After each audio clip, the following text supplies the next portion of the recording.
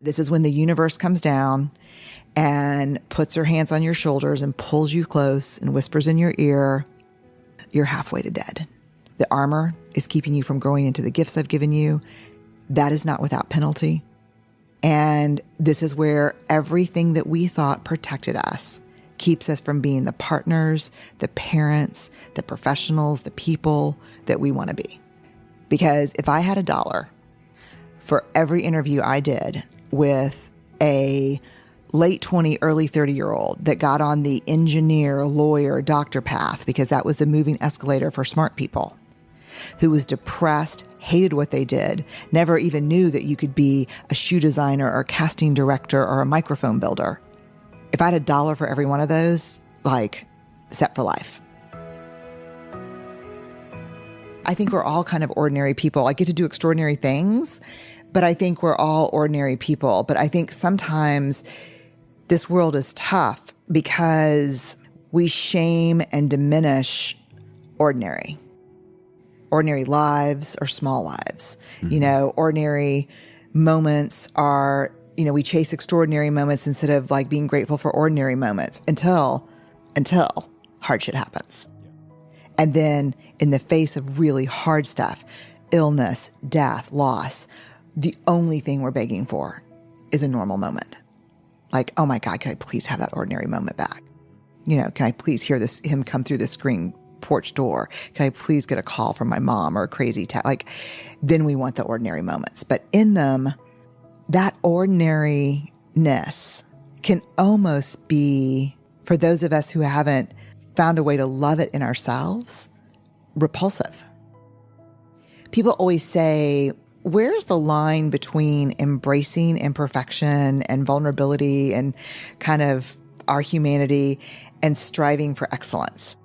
And for me, I always think, where is the line between excellence and beauty in all things and perfectionism that is paralyzing? No work gets out. Mm-hmm. So there's always, where's the line between my perfectionism and my being my best self? The only thing I've come to so far that has been the shift for me it's a midlife shift. I think it's a midlife shift for everyone. And it's taken me a good 5 years in midlife. I will determine the line. You will not determine the line for me. So I know that for me, it doesn't matter what I'm achieving or accomplishing.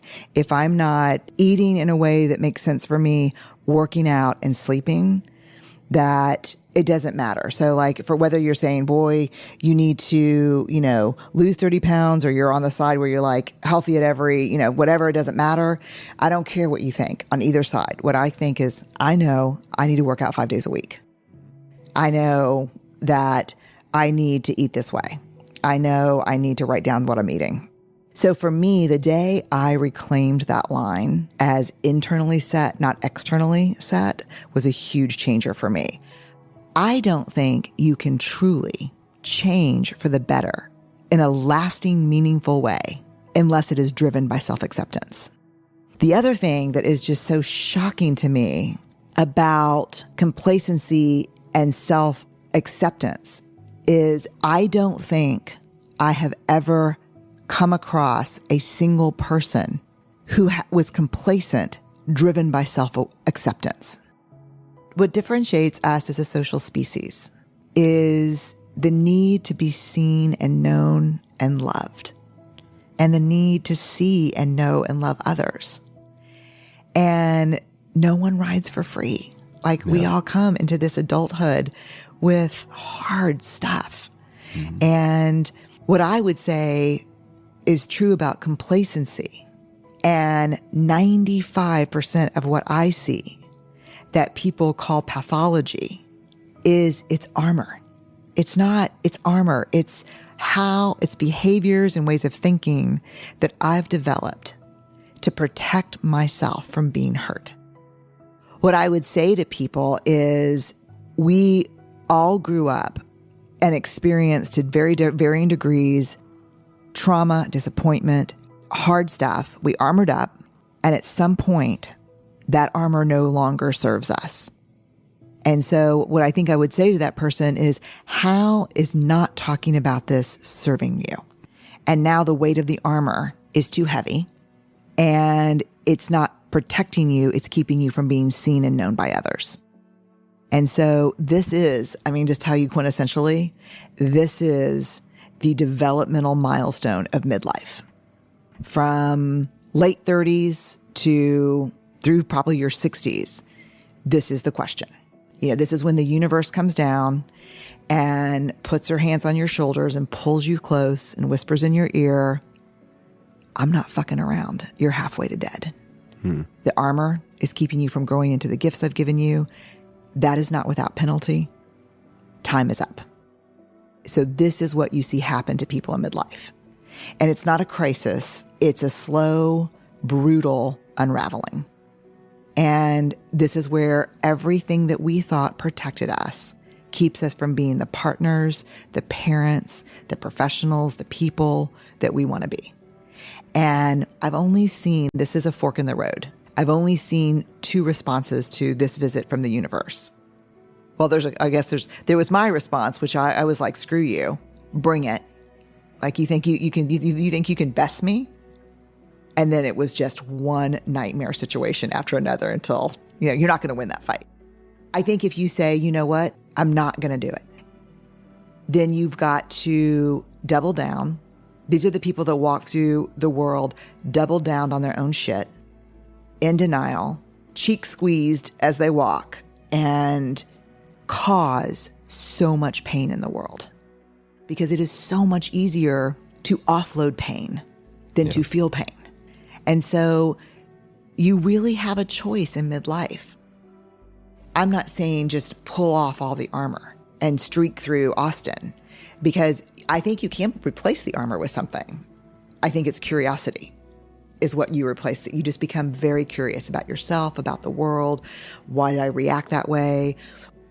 Curiosity is really the superpower for the second half of our lives, because it keeps us learning, it keeps us asking questions, and it increases our self-awareness. But when you see, and I think it's really hard because, I'll walk into a situation and there'll be the person who invited me is usually the CEO. And then you'll have like the cross-armed, pissed off, clenched cheek, like F you looking person, usually in operations or technology, and then they're like, what's the business case for you being here? Here's our stock price. Here's what's going on. Here's our valuation. Like, what do you need? And then, the CEO usually say, fucking hate each other. And this can only last for so long. Like, it's the end of every great band, right? Like, This is going to come to an end and it's going to be terrible. And so, I don't know. I think you can't pull it all off at once. You have to, for a lot of people, for all of us, there's trauma. And people are like, no, there's not trauma for all of us. There's trauma for, people who have been abused physically, sexually, emotionally. There's trauma for people of color and people who have been on the margins. There's trauma for all of us. It's just different levels of trauma. To escape childhood with nothing is, I haven't met that person yet. So the trauma stuff, literally the trauma message in our body is, you take this armor off, we die. So you protect us at all costs and leave this on. A lot of that work has to be done with a therapist. Emotion and cognition, undefined and unexplored, drive every decision you make. You either develop self-awareness or these things control you. It's really, I have to say that it can, as someone who chooses affect words carefully, it can be terrifying for people. But rarely does anyone around them who knows them, like you with your friend, say, oh my God, I'm shocked to hear this when the reveal comes out. Yeah. You're like, your whole life has been defined by this. It was like my daughter when she went to high school. She's a junior now in college, but we sat down with her and said, the number of AP courses that you'll take will be limited by your time. You won't go to bed past 10. You will not miss a single dance. You will do something every weekend with friends. We will not participate in the race to nowhere. Like, you don't need to graduate with 40. And she's a super academic kid. She's like, what? I'm like, she's like, but I need to take this and I need to take this. I'm like, it's not going to work that way. And then when she got to college, we were like, we're not paying for it if you already know what you want to be. You're 18. Take every class that's interesting to you. Learn who you are. Because if I had $1 for every interview I did with a late 20, early 30-year-old that got on the engineer, lawyer, doctor path, because that was the moving escalator for smart people, who was depressed, hated what they did, never even knew that you could be a shoe designer or a casting director or a microphone builder. If I had $1 for every one of those, like... Set for life. Set for life. Yeah. And I said, you need to explore. But, and she's like, that's so cringy, Mom. That's so cringy. Like everyone that freshman orientation knows exactly what they're going to be, where they're going to go to grad school. I'm like, that's great. That's not the way we work. And so, I'll call her. I'm like, what are you taking? She's like, taking a class on Black Power movements, Germany in the 20th century, statistics and multivariate analysis. And I'm like, great. She's like, as it turns out, I don't think I want to do this and I don't want to do that. And I'm like, super valuable. And she's like, no, are you sure it's as valuable as knowing what you do want to do?